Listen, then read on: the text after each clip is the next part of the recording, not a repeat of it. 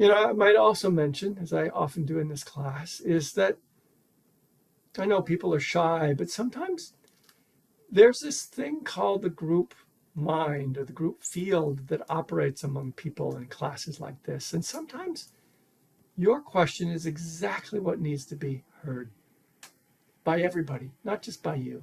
So sometimes people have this thought, oh, I'm being selfish if I do this, or this isn't that interesting of a question, or isn't that worthwhile of a question. But if, or even if it's not a question, if you just like get the urge to show up and speak and to add to what I've said, to add your own experience to what I said, to respond, which is just as good as a question. It it may be the way that you are tuned in to this field of presence that we create in this class, kind of field of understanding and presence. Just say that by way of encouragement. So, okay, anybody out there wanting to check in, say something.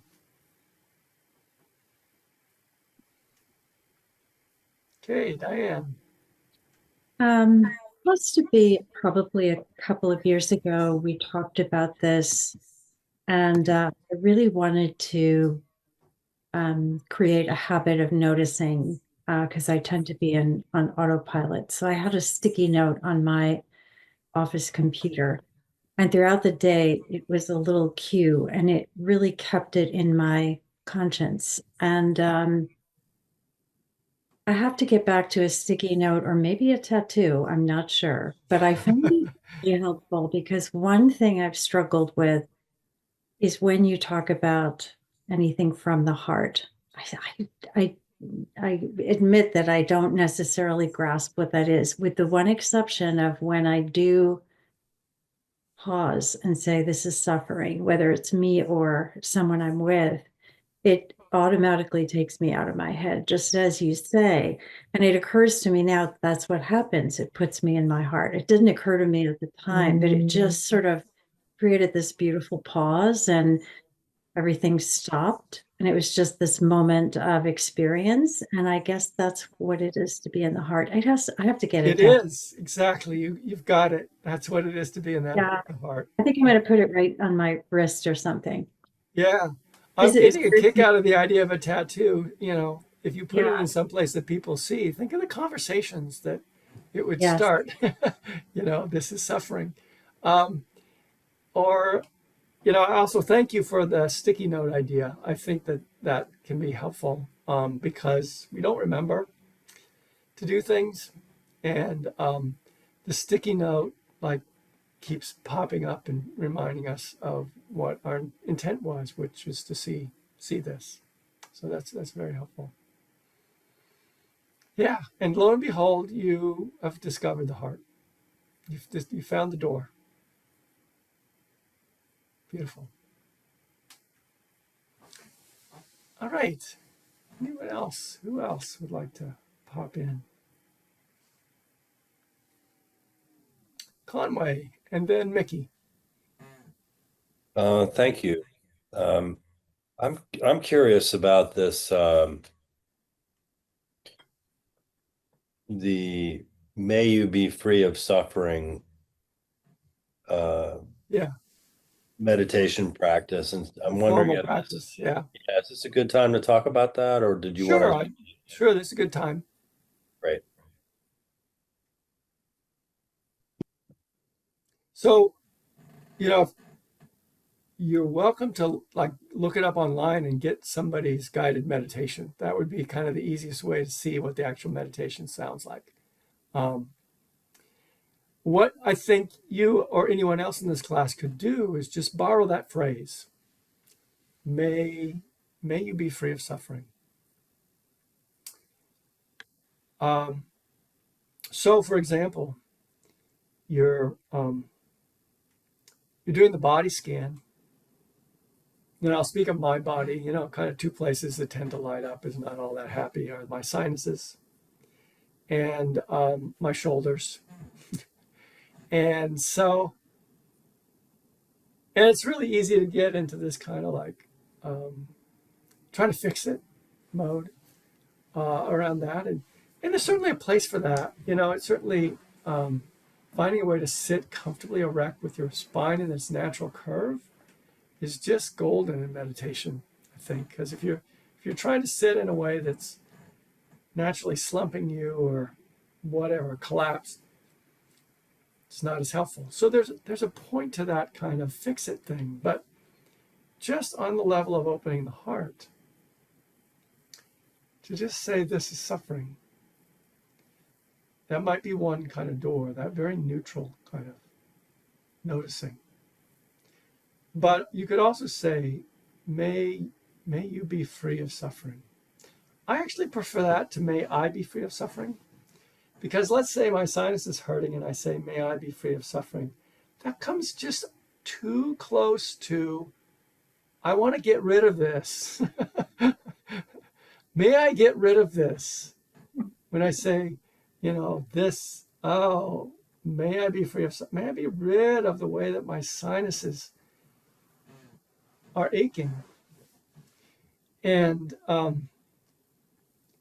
I think it's more skillful to say, may you be free of suffering, to talk to your sinuses as an other, as a place in your body that's, whatever it's doing, whatever, that kind of swelling. And I'm not sure if inflammation is the right word when, you're having a reaction to whatever's out there, the dust in the house, the pollen in the air, the impurity of this world. And there it is. To just like to wish it, may you, those actual sinus passages, may they be free of suffering, because they are. To wish it for them, for those cells, which are feeling things. I mean, in some way, I like the idea of thinking of us as like this giant city of cells, and that every cell has its own life. And I actually think it has its own consciousness, though it's hard for me to conceive of what that actually is. But and then it all adds up through a kind of an emergent probability. It adds up to this bigger consciousness that we are, all this little city of little beings that we are. And then, the big consciousness thinks that it's like up there in your head and it's just in charge of everything. But there's this whole community. We are a community of cells. And so they're sending out this signal like, ah, ah, ah. And so to say, may you be free of suffering, I just think it works for me much better than may I be free of suffering when it comes to the body. May you be free of suffering. And that touches my heart more. Just to think that there are cells in my body who, aren't doing so well. It has a different response. And so I like that. So the same thing applies, say you're with someone else and they're suffering. And you say to yourself, may you be free of suffering. An offering like to, if I notice this is suffering in terms of, say, a person that I'm with, if that I'm reacting to. But then if I would actually go further and offer, may you be free of suffering. See what that does. It's got to not come from that egoic place where I want you to get over your suffering. Do you know that place? I want you to be better so it'll stop annoying me. Or, so I'll feel like a better parent if you stop suffering, my child. We have to be so discerning about what's going on inside. But you can feel the difference. You can feel the difference when it's a real offering of may you be free of suffering. It's a real offering from your heart. That comes through if you're sensitive to it. It goes back to maybe remember, Kwame, you've been around here for long enough. I sometimes teach classes on wholesome and unwholesome, and how there's a felt sense of what's wholesome and unwholesome. And so sometimes when you're saying, may you be free of suffering, you can feel the wholesomeness of it. You can feel the purity of it, the heart's purity in it. And then sometimes when you use that phrase, there's a subtle kind of manipulation, there's a subtle kind of defensiveness, and that feels unwholesome. There's a different feeling tone to it. If you're sensitive to that, you can use it. Right. Because I think, I want to solve the problem, right? So if I'm Right. suffering because I've got some pain and then I'm using the meditation, I need to be careful that I don't have expectation that Yeah. it's gonna work, right? Yes, exactly. Right. And for this class, which is about compassion, we're learning how to be with suffering. We're not learning how to stop suffering in quite such a direct way. Though this is the paradox, is the more you enter into the spirit of compassion, you'll solve the problem, you know, in a certain way. Not in every way. The problem won't necessarily go away, but a lot of your suffering about it will when you get in right relationship with it. So, and have the right view of it, a lot of the suffering will go away. So that's the razor's edge that you're walking, not to do it in order to make it go away or to fix it. The intention that will carry you the farthest or the deepest, depending on your favorite metaphor, is to want to know what it is to be human, to want to know this human experience, and to meet it with skill and an open heart. That, you know, stay close to that intention and the rest will kind of follow. Yes, I'm always impressed by how one day can be just a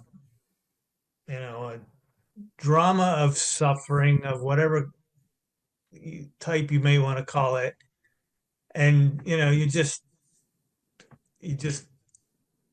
I don't know, you're suffering. It's just a bad day, and maybe you can point to why, and maybe not, and then other days just absolutely completely 180 degrees, and you're like, who was that person, and who is this person, and what's the real difference here, and what is going on, and obviously you can point to, oh well, maybe if the things are going well you're feeling better, if things are going bad you're feeling worse, but there seems to be more to it than that, and I wonder if you could just say a little bit between these different states, you know maybe just a little bit about what is going on there that is putting us in one state or the other, and that might be something we could